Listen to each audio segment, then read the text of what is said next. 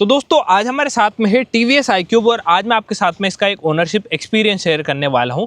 इसे हमने आज से करीब 13 महीने पहले 28 मई 2025 को खरीदा था और अभी तक ये स्कूटर 17,500 किलोमीटर चल चुका है। तो आज की इस वीडियो में हम सारी डिटेल्स के बारे में बात करेंगे कि ये चलने में कैसा है, यहाँ पर आपको रेंज कितनी मिल जाती है और साल 2026 में आपको TVS iQube लेनी चाहिए नहीं लेनी चाहिए। तो चलिए स्टार्ट करते हैं आज का वीडियो बिना किसी देरी के।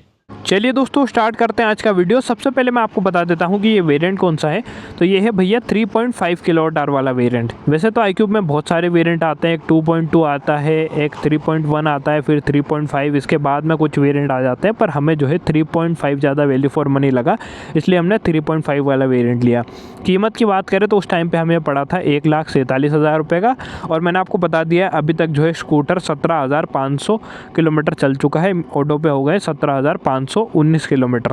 ठीक है, अब इन 17,519 किलोमीटर का पूरा एक्सपीरियंस मैं आपको आज की इस वीडियो के अंदर दूंगा। तो अगर आप भी साल 2026 के अंदर TVS iQube लेना चाहते हैं ना, तो इस वीडियो को एंड तक ज़रूर देखना भैया।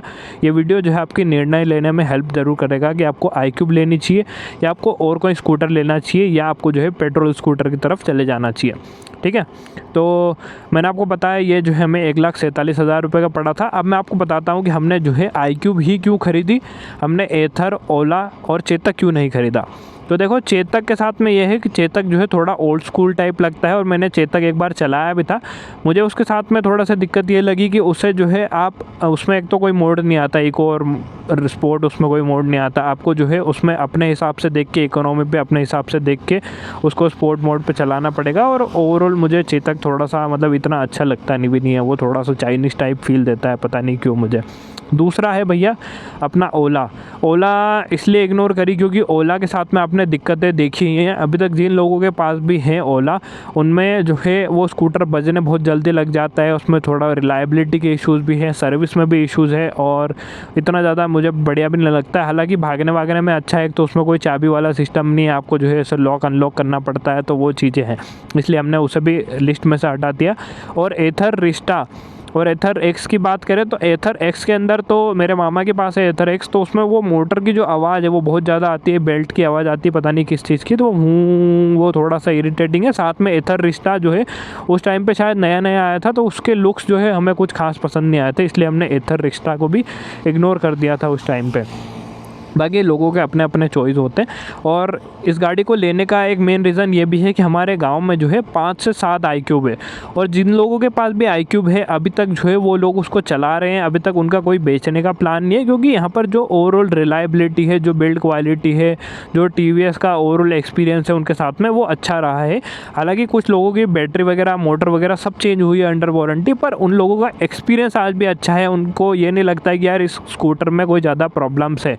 वहीं कुछ ओला ओनर है, उनका तो यही कहना है कि भैया ये तो कबाड़ा है, तो वो चीज़ें हैं, इसलिए लोग जो है इस पर ज़्यादा ट्रस्ट करते हैं, और हमने भी जो है उन्हें देखकर इस पर ट्रस्ट करना ज़्यादा सही समझा। और ये जो है कहीं ना कहीं एक नॉर्मल स्कूटर की तरह दिखता है, इसमें ऐसा नहीं है कि ऐसा बहुत ज़्यादा ओवर फ्यूचरिस्टिक डिज़ाइन है और फ्यूचरिस्टिक फीचर यहाँ पर दे दिए, ऐसा नहीं है। चाबी लगाओ, स्कूटर लेकर चलते बनो, तो ये चीज़ें यहाँ पर इसमें जो है हमें बढ़िया लगी। ठीक है, अभी तक 17,500 किलोमीटर, इसलिए हमने इसको चला भी दिया, और टच वुड आज तक इसमें जो है कोई भी प्रॉब्लम नहीं आई है, ना कोई स्क्रीन वेव में प्रॉब्लम आई है, ना मोटर में, ना बैटरी वगैरह में कोई इशू आया है। तो ये बढ़िया चीज़ है इसके साथ में। अगर हम बात करें दोस्तों रेंज की और पावर की, तो देखो पावर इसके अंदर अच्छी मिल जाती है, इनिशियल पिकअप भी इसका अच्छा है। आई थिंक 4.4 किलोवाट की जो पावर है वो यहाँ पर मिलती है इस मोटर के साथ में। इसमें 3 साल 50,000 किलोमीटर की वारंटी भी मिलती है। तो ये जो है इको मोड पे चलाओगे तो 52 की टॉप स्पीड यहाँ पर मिलती है, और अगर आप इसे जो है स्पोर्ट मोड में चला देते हैं तो 85 की टॉप स्पीड यहाँ पर मिलेगी। तो कि मेरे हिसाब से मतलब ठीक है, 85 भी आप चला रहे हो, जैसे हाईवे पे ही आप 85 चला पाएंगे। नॉर्मली सिटी में आप 85 कभी भी नहीं चला पाते, सिटी में आपको वही प्यार से चलाओगे तो मैक्स टू मैक्स आप 50-60 के आसपास ही रेंगते फिरोगे, तो वो चीज़ें हैं।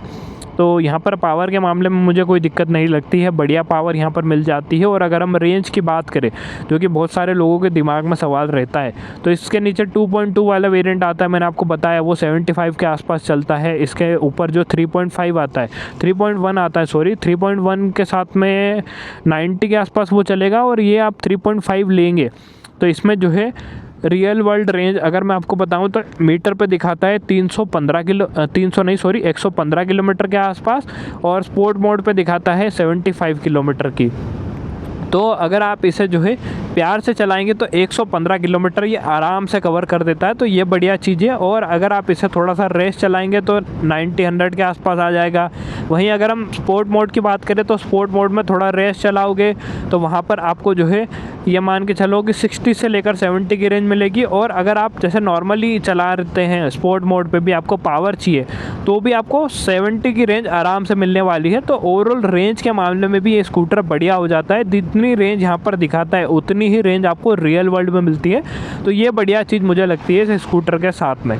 ठीक है, इसमें ये 5 इंच की स्क्रीन आती है। ये टच स्क्रीन नहीं है पर इसमें TFT डिस्प्ले मिल जाती है, जिसमें आपको जो है ठीक ठाक काम की चीज़ें मिल जाती है। ब्लूटूथ वगैरह भी इसमें होती है, और इसमें ये रिवर्स वाला जो फीचर है वो भी आपको मिलता है। आप इसे रोक के P को दबा के एक बार और दबा के रिवर्स भी कर सकते हैं। वैसे 2 व्हीलर को रिवर्स वो नहीं करता है, पर कंपनी दे रही है फीचर। ठीक है, और अगर हम बात करें दोस्तों सस्पेंशन की, तो सस्पेंशन यहाँ पर अच्छे मिल जाते हैं। मैंने इसको ख़राब रास्तों पे भी चलाया है और सिटी रन में भी चलाया है। कोई प्रॉब्लम सस्पेंशन के मामले में मुझे नहीं लगती है यहाँ पर। और क्योंकि ये हम गांव में रहते हैं भैया, तो हम तो इस स्कूटर को खेत पे भी ले जाते हैं। खेत पे कोई सामान ले जाना होता है तो वो भी ले जाते हैं। इससे पहले हमारे पास में होंडा एक्टिवा थी, बहुत अब्यूसिव तरीके से हमने उसको चलाया, और इसको भी हम उसी तरीके से चलाते हैं। कहीं ना कहीं इसकी बिल्ड क्वालिटी में ये बोलना चाहूँगा कि इसकी बिल्ड क्वालिटी जो है वन ऑफ द बेस्ट हो जाती है पूरे सेगमेंट के अंदर। यहाँ पर बिल्ड क्वालिटी के मामले में इसका कोई तोड़ नहीं है, बढ़िया बिल्ड क्वालिटी यहाँ पर मिलेगी। एक बार जो है ये इसका एक्सीडेंट भी हो गया है। एक भाई लेके गया था तो वो चला रहा था, पता नहीं कैसे गिर गया वो, तो एज सच यहाँ पर कोई भी पार्ट टूटा नहीं, पर वो जो आगे का प्लास्टिक का पार्ट है ब्लैक कलर का, बस वही टूटा था। तो ओवरऑल यहाँ पर जो बिल्ड क्वालिटी है वो भी बढ़िया आपको मिल जाती है TVS iQube के साथ में। ठीक है, सीट कंफर्ट की बात करें तो इसकी सीट में एक इशू मुझे ये लगता है कि आप जो है जब बैठोगे इस स्कूटर के अंदर तो आप बार बार जो है आगे की तरफ खिसकते हो, तो थोड़ा सा सीट में आप या तो फोम वोम डलवा लो तो थोड़ा ज़्यादा बेटर हो जाएगा। और सीट कंफर्ट लॉन्ग राइड के लिए ज़्यादा बेटर नहीं है। अगर आप इसे प्यार से चला रहे हैं और आपको 10-20 किलोमीटर जाना है तभी ठीक है मेरे हिसाब से, पर आप एक स्ट्रेच में अगर 40-50 किलोमीटर जाते हैं तो उस टाइम पे इतना बेटर सीट कंफर्ट मुझे यहाँ पर नहीं लगा इसके अंदर। और अगर हम अंडर सीट स्टोरेज की बात करें तो वो अच्छा है। आप ऐसा हेलमेट यहाँ पर नहीं रख सकते, आप हाफ फेस हेलमेट जो है इसमें रख सकते हैं। बाकी डेली यूज़ का छोटा मोटा सामान आप जो है इसमें आराम से रख पाएंगे, उसमें कोई दिक्कत नहीं है। हेडलाइट का थ्रो यहाँ पर बढ़िया है, इसमें LED लाइट्स आ जाती हैं, उसमें भी कोई दिक्कत वाली बात नहीं है। इसका ग्राउंड क्लियरेंस दोस्तों 157 मिलीमीटर्स का है, तो जो है कंपनी 157 बताती है, पर नंबर्स में शायद आपको थोड़ा सा कम लग सकता है। पर जब आप इस स्कूटर को चलाएंगे डे टू डे लाइफ में तो एज सच यहाँ पर ये टच वच नहीं होता है, कोई दिक्कत यहाँ पर नहीं आती है। ऐसा नहीं कि कहीं पर भी टिक गया स्कूटर, ये चीज़ें यहाँ पर नहीं है। बढ़िया ग्राउंड क्लियरेंस है। ख़राब रास्तों पे भी हमने इसको चलाया है, खेतों वेतों में लेके जाते हैं तो इतना ज़्यादा कोई टिकता विकता नहीं है, तो ठीक है, कोई दिक्कत उस मामले में नहीं है। चार्जिंग टाइम की बात करें भैया, तो अगर आप इसे घर पे चार्ज करते हो, मेनली हम घर पे ही चार्ज करते हैं, बाहर तो चार्ज किया ही नहीं है। घर पे चार्ज करोगे तो कंपनी 4-4.5 घंटे का टाइम बताती है 0 से 80% होने पे, और अगर आप इसे 0 से 100% करोगे तो मे बी ये 6 से 6.5 घंटे का टाइम लेगी। मे बी मैं इसलिए बोल रहा हूँ क्योंकि अभी तक जो है हमने इसे ऐसा रखा ही नहीं कि भैया 0% कराए हो फिर फुल चार्ज किया है। हमने ज़्यादातर इसको जो है मतलब ऐसा ही रखा कि आए चार्ज लगा दिया, 2-3 घंटे में फुल चार्ज हो गई जितनी भी बैटरी थी उसके ऊपर, तो फिर कोई दिक्कत नहीं है। और आज तक जो है स्कूटर ने धोखा नहीं दिया, सच बता रहा हूँ भाई। और मतलब क्या बढ़िया स्कूटर बनाया TVS ने, सच बता रहा हूँ। मतलब ये बिकने का कारण इसलिए भी है क्योंकि यहाँ पर आपको जो ओवरऑल चीज़ें हैं वो बढ़िया मिल जाती है। एक एक्चुअल स्कूटर की तरह ये लगता है, ऐसा नहीं है कि ओवर फ्यूचरिस्टिक चीज़ें यहाँ पर दे दी। रेंज घट रही है, बिल्ड क्वालिटी में इशू है, कंफर्ट अच्छा नहीं है, पावर अच्छा नहीं है, एकदम लीनियर पावर डिलीवरी मिलेगी। डिसेंट स्कूटर है। अगर आप जो है रोज़ चलाना चाहते हैं अपने स्कूटर को, आपका भाई ये है कि मुझे पॉइंट A से पॉइंट B जाना है, मुझे एक अच्छा कम प्राइस में चलने वाला स्कूटर चाहिए, इलेक्ट्रिक स्कूटर चाहिए, तो फिर डेफिनेटली ये TVS iQube आपके लिए एक बेस्ट ऑप्शन हो सकती है। बढ़िया स्कूटर यहाँ पर आपको मिल जाता है।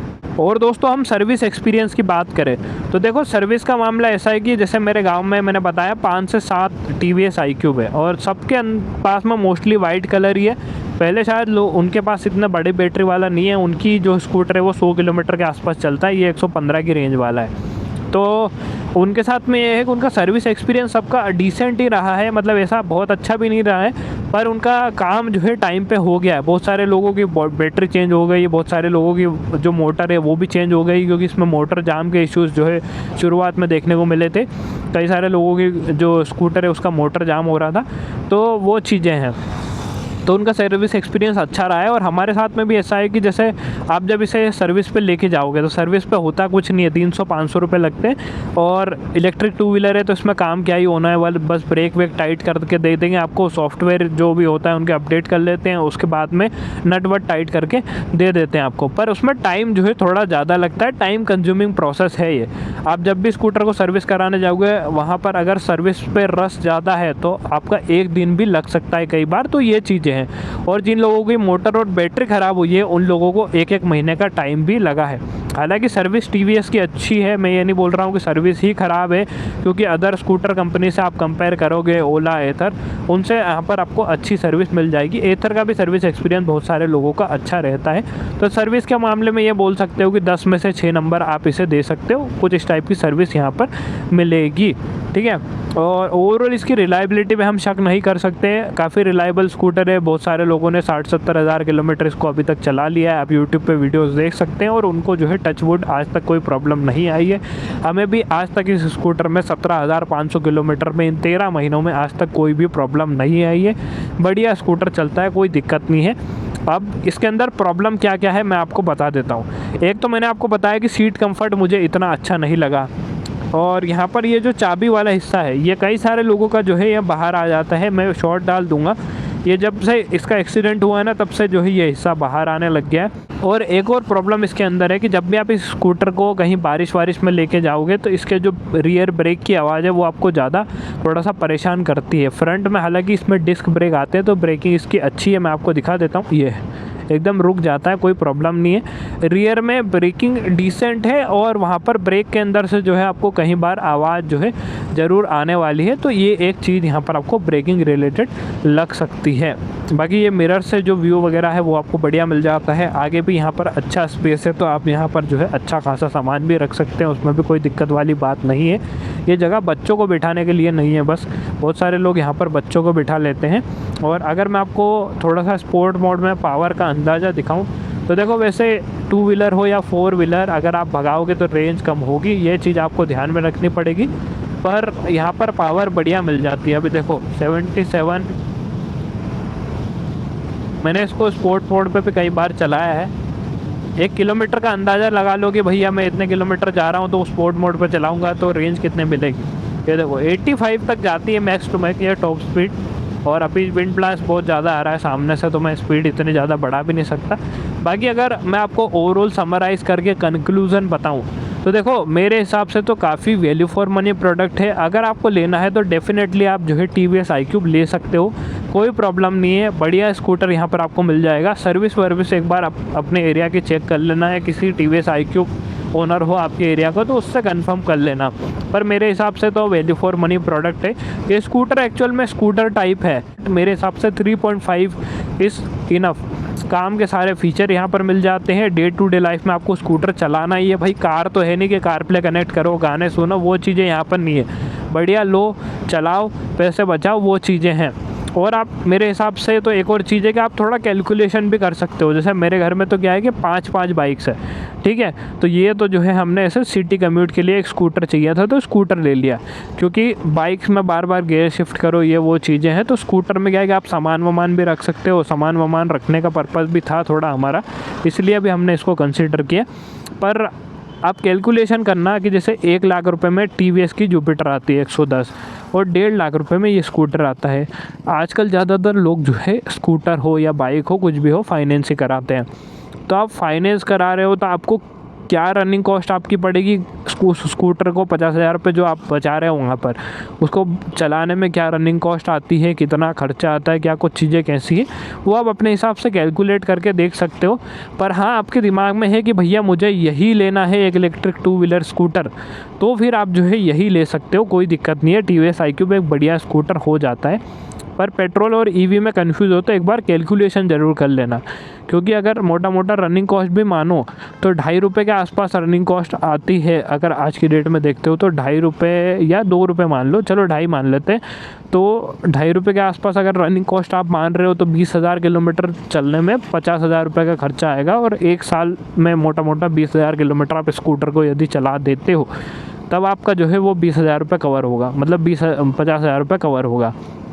अगर आपका स्कूटर खड़ा ही है घर पे, चला नहीं रहे हो, तो फिर मेरे हिसाब से सेंस नहीं है आपका जो है TVS iQube भी लेना। आप फिर जो है सादा पेट्रोल स्कूटर भी खरीद सकते हो। तो दोस्तों यही थी आज की वीडियो TVS iQube के ओनरशिप एक्सपीरियंस की। देखो मैं पहली बार कोई स्कूटर का ओनरशिप एक्सपीरियंस बनाया है। वीडियो अगर अच्छा लगा हो तो चैनल को सब्सक्राइब, वीडियो को लाइक ज़रूर कर देना, और वीडियो देखने के लिए आपका बहुत बहुत धन्यवाद। Thank you so much.